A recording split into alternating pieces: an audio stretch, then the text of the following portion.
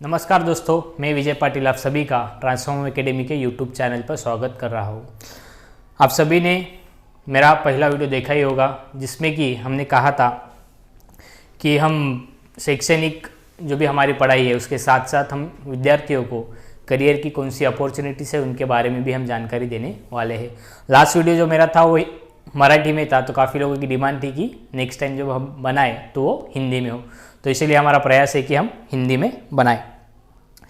इस वीडियो में हम देखने वाले हैं कि हमारे पास करियर की अपॉर्चुनिटीज़ कौन कौन सी अवेलेबल है, जिसमें से एक जो हम आज फर्स्ट वीडियो बना रहे हैं तो करियर की कौन सी अपॉर्चुनिटीज़ आज हमारे पास है, तो गवर्नमेंट जॉब्स में हम किस तरह करियर कर सकते हैं।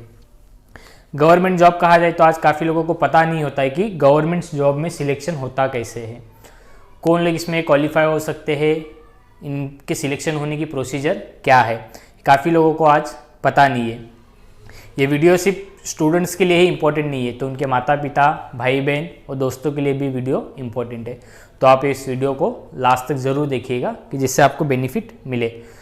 तो आइए हम देखते हैं कि गवर्नमेंट जॉब में सिलेक्शन होता कैसा है, और ये सिलेक्शन करने वाली कुछ बॉडीज़ होती है वो इनका सिलेक्शन करती है, जिसे कि हम लोग रिक्रूटमेंट कहते हैं।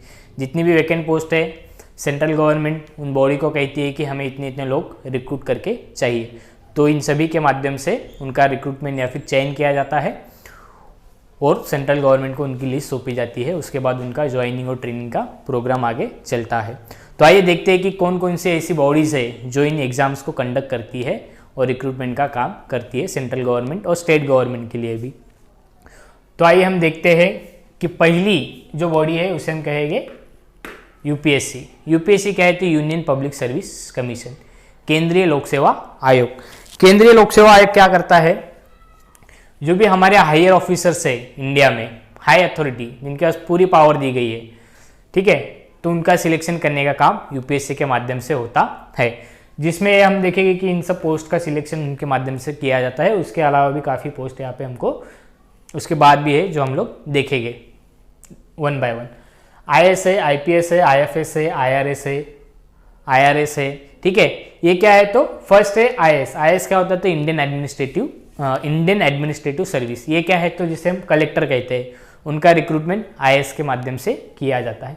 आईपीएस क्या है तो इंडियन पुलिस सर्विस, जो भी हम जिसे आईपीएस एसपी जिसे कहलाते हैं, उनका सिलेक्शन यहाँ पे किया जाता है। Indian foreign service. Foreign service क्या होता है कि आपको अपने देश को रिप्रेजेंट करना होता है अलग अलग कंट्रीज़ में, जिसे हम लोग एम्बेसी कहते हैं। अगर आपको किसी बाहर कंट्री में जाना होता है या फिर आप कहीं दूसरी कंट्री में जॉब करते हैं, तो आपका पूरा डिटेल इन आईएफएस ऑफिसर के पास होता है। या फिर वीज़ा का किसी को काम होता है, किसी टूरिस्ट को इंडिया में विजिट करना होता है, तो वीज़ा के लिए उन्हें इंडियन फॉरेन सर्विस या भी जो भी हमारे एम्बेसी होते हैं उन देशों में, उनको उनसे परमिशन लेनी होती है। नेक्स्ट है इंडियन फॉरेस्ट सर्विस। फॉरेस्ट मतलब जंगल। इन यहाँ पे भी काफ़ी बड़े बड़े ऑफिसर का सिलेक्शन इसी के माध्यम से किया जाता है, फॉरेस्ट सर्विस। उसके बाद क्या है तो इंडियन रेवेन्यू सर्विस, ठीक है। रेवेन्यू क्या है तो टैक्सेशन के जो भी हमारे डिपार्टमेंट्स है, जीएसटी है, सेल्स टैक्स है, इनकम टैक्स है, उनका सिलेक्शन इंडियन रेवेन्यू सर्विस के माध्यम से किया जाता है। उसके बाद है Indian railway service. Indian railway service का जो भी स्टाफ है, टेक्निकल नॉन टेक्निकल, जो भी हायर ऑफिसर्स है, उनका सिलेक्शन यहाँ पे किया जाता है। उसके बाद लास्ट वन है आईपीएस, जो भी मतलब IPS in the sense Indian postal service, जो हमारे पोस्ट ऑफिस हमें दिखाई देते हैं, वहाँ पे भी जो भी बड़े लेवल के अधिकारी होते हैं उनका सिलेक्शन यहाँ पे किया जाता है, जो यूपीएससी के माध्यम से होता है, ठीक है। तो ये हो गया सेंट्रल गवर्नमेंट के अंदर ये यूपीएससी काम करता है। उसके बाद जो हमें यहाँ पे देख रहा है SPSC.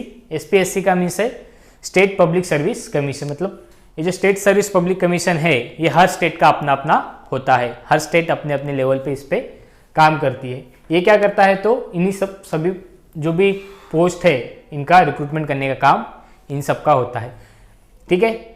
DC means deputy collector, जैसे कि हमने यहाँ देखा आईएएस। आईएएस का ही मतलब होता है कलेक्टर। यहाँ कलेक्टर है, यहाँ पे क्या है डिप्यूटी कलेक्टर है। IPS in the sense SP होता है, जो यूपीएससी एसपी का रिक्रूटमेंट करती है, उन्हीं के अंडर काम करने वाले होते हैं डीवाईएसपी, ठीक है। मतलब इनका जो रैंक है उन्हीं रैंक के नीचे वाली जो रैंक होती है उनका सिलेक्शन यहाँ पे किया जाता है स्टेट पब्लिक सर्विस के माध्यम से। बीडीओ होते हैं ब्लॉक डेवलपमेंट ऑफिसर, जो हमारे नगर पालिका में हमें दिखाई देते हैं। उसके बाद तहसीलदार होते हैं जो तालुका लेवल पे काम करते हैं। उसके बाद होते हैं assistant commissioner of sales tax, इनका भी रिक्रूटमेंट करने का काम यहाँ पे स्टेट पब्लिक सर्विस के माध्यम से किया जाता है। अब एमपीएससी क्या है, तो जैसे कि महाराष्ट्र में तो महाराष्ट्र पब्लिक सर्विस कमीशन, उसे एमपीएससी कहा जाता है। अगर आप अलग स्टेट से एग्जाम देना चाहते हो, जैसे कि गुजरात से कोई है तो कोई गुजरात से देगा तो गुजरात सर्विस कमीशन है। कोई राजस्थान से देना चाहता है तो राजस्थान पब्लिक सर्विस कमीशन है। कोई तमिलनाडु से देना चाहता है तो तमिलनाडु पब्लिक सर्विस कमीशन है। इसी तरह हर स्टेट का अपना अपना पब्लिक सर्विस कमीशन होता है और अपने स्टेट के लिए रिक्रूटमेंट करने का काम उन लोग करते हैं क्लास 1 और क्लास 2 के लिए, जिन्हें हम गैजेटेड ऑफिसर्स भी कहते हैं। उनके बाद हम देखेंगे कि एसएससी क्या है। एसएससी क्या होता है कि स्टाफ सिलेक्शन कमीशन। ये क्या करता है कि क्लास 2 और क्लास 3 की जो भी रिक्रूटमेंट होती है उनका चयन करने का काम एसएससी के माध्यम से होता है। यहाँ पे हमने देखा कि क्लास 1 का सिलेक्शन हो रहा है, यहाँ पे क्या होता है क्लास 2 का और 3 का सिलेक्शन होता है। अभी यहाँ पे हमने एक चीज मिस की है कि यहाँ इनका रिक्रूटमेंट प्रोसीजर क्या है। बेसिकली देखा जाए तो यूपीएससी में 3 स्टेज है। अगर आपको इन सभी पोस्ट पे अगर दावेदारी करनी है तो आपको इन 3 ही स्टेज को पार करना होता है। प्री होता है, मेंस होता है और इंटरव्यू होता है। प्री अगर आप क्वालिफाई कर लेते हो तो मेंस में जाते हो, मेंस अगर क्वालिफाई कर लेते हो आप इंटरव्यू में जाते हो। मेंस मार्क्स काउंट करके आपका मेरिट लगता है। जो भी मेरिट लगेगा, अगर आप मेरिट में ऊपर हो तो आपको अच्छी पोस्ट मिलेगी, अगर आप मेरिट में नीचे आ रहे हो तो आपको उसी लेवल के हिसाब से आपको पोस्ट अलॉट की जाती है। वैसे ही एमपीएससी या फिर स्टेट पब्लिक सर्विस कमीशन में भी होता है। इसमें भी 3 स्टेज है, प्री है, मेंस है और इंटरव्यू है। और इनका भी अगर आप प्री क्वालिफाई करते हो तो मेंस में जाते हो, मेंस क्वालिफाई करते हो तो इंटरव्यू में जाते हो। इसमें भी मेंस और इंटरव्यू का मार्क्स काउंट करके आपका मेरिट लगाया जाता है और आपको उसी के हिसाब के मेरिट के हिसाब से आपको ये जो पोस्ट है वो अलॉट की जाती है। इसमें जो प्री है वो सिर्फ क्वालिफाइंग है, इसका मार्क्स आपके टोटल मार्क्स में काउंट किया जाता नहीं है, ठीक है। मेंस और सिर्फ इंटरव्यू का मार्क्स इसमें काउंट किया जाता है। और एसएससी में भी हम देखें तो अगर टीयर 1, टीयर 2, टीयर 3 इसी तरह की एग्जाम ली जाती है। टीयर 1 में क्वालिफाइंग है, टीयर 2 में आपको जाना होता है, टीयर 2 क्वालिफाई करोगे तो टीयर 3 में जाना होता है। और उसके अलावा अगर आपकी पर्सनैलिटी टेस्ट, जिसको हम इंटरव्यू कहलाते हैं, वो भी यहाँ पे कई बार लिया जाता है। कुछ पोस्ट के लिए है, कुछ पोस्ट के लिए नहीं है। एसएससी में 2 या 3 तरह के एग्जाम होती है, जिसमें कि हम सीजीएल कहते हैं, जो कि कंबाइंड ग्रेजुएट लेवल की एग्जाम होती है।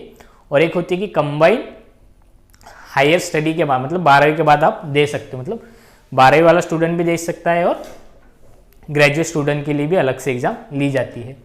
अगर हम इन दोनों का क्राइटेरिया देखें तो यूपीएससी या एमपीएससी के लिए आपको किसी भी स्ट्रीम से ग्रेजुएट होना कंपलसरी है, ठीक है।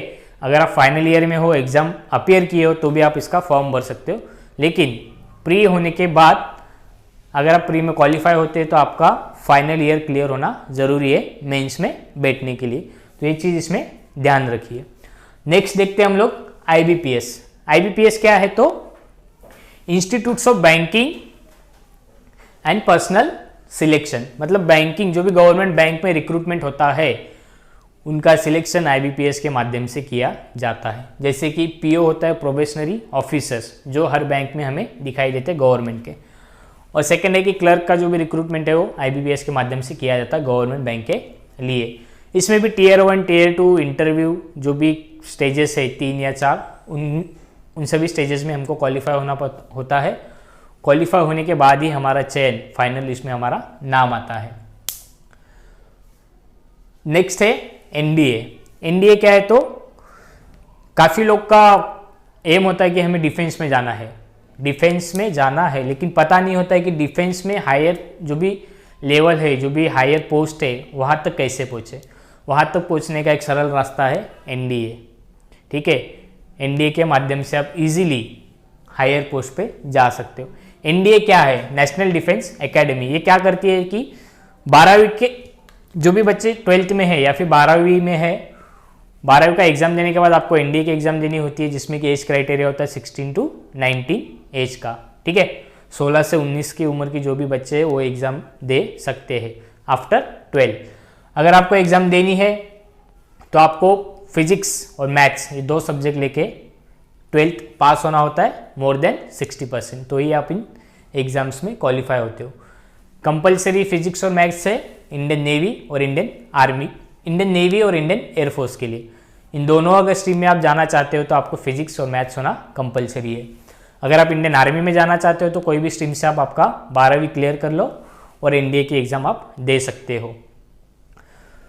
एनडीए की प्रोसीजर क्या है, इनसे अलग इनकी प्रोसीजर, ये जितनी भी बॉडीज़ है इनसे अलग एनडीए की प्रोसीजर होती है। ये क्या करती है, 12वीं के बाद साल में इनका 2 बार एग्जाम होता है, 1 जून और 1 दिसंबर में।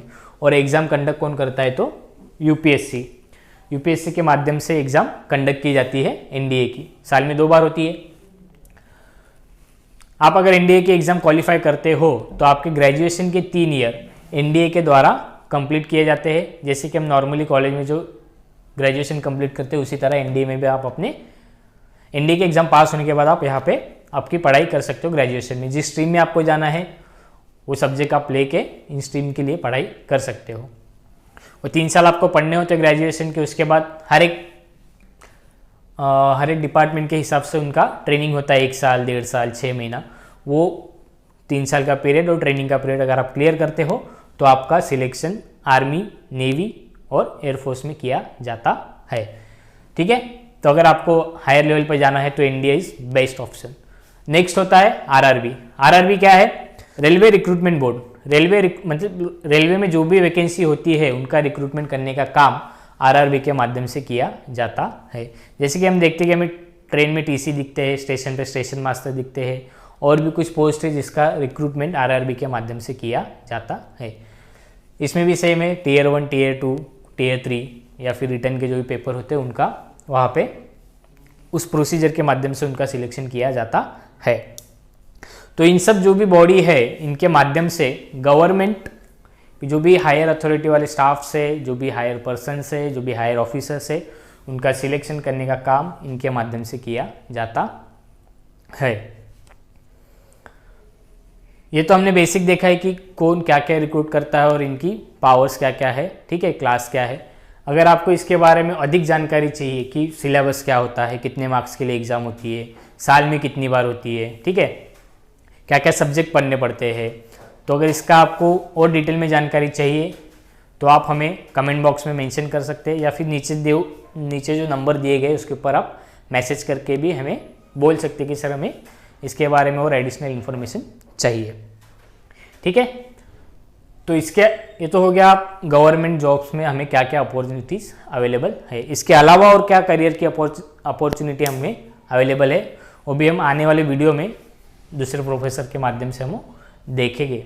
ठीक है, तो फिलहाल तो आज के लिए इतना ही है। अगर आपको अधिक जानकारी चाहिए तो ज़रूर कमेंट बॉक्स में मेंशन कीजिए और नीचे दिए गए नंबर्स पे आप कांटेक्ट भी कर सकते हैं या फिर मैसेज भी कर सकते हैं। धन्यवाद।